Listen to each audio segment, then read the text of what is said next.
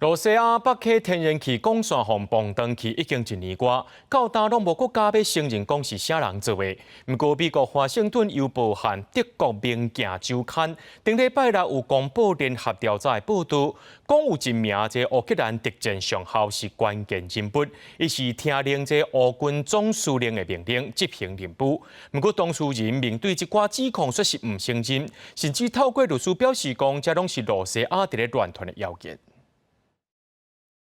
北溪天然气管线伫去年9月大爆炸，和俄罗斯甲欧洲各国的关系搁较紧张。到底这是谁做的？事后出现各种版本，各人互相指控对方，包括美国嘛，互人怀疑。美国华盛顿邮报甲德国《明镜周刊》11公布联合调查报道，讲乌克兰将敌将作战部队上校切尔文斯基是爆炸案的关键人物。 Sources have painted a picture of him managing logistics for a six-person team that rented a sailboat under false identities and dove deep into the Baltic Sea to plant explosive charges on the gas pipelines. 调查报道也引述欧洲甲乌克兰消息人士的讲法，谢尔文斯基是北溪行动的协调员，伊毋是单独行动，是听乌克兰武装部队总司令扎卢兹尼的指令攻击。不过，乌克兰总统泽伦斯基唔知影，唔再对外否认。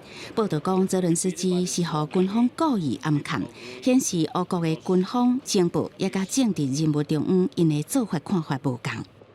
The Ukrainians definitely didn't do it. 互媒体点名牵涉到北溪爆炸案的切尔文斯基，进前互人指控乱用权力协助一个俄国飞官逃走，当地基辅接受审判。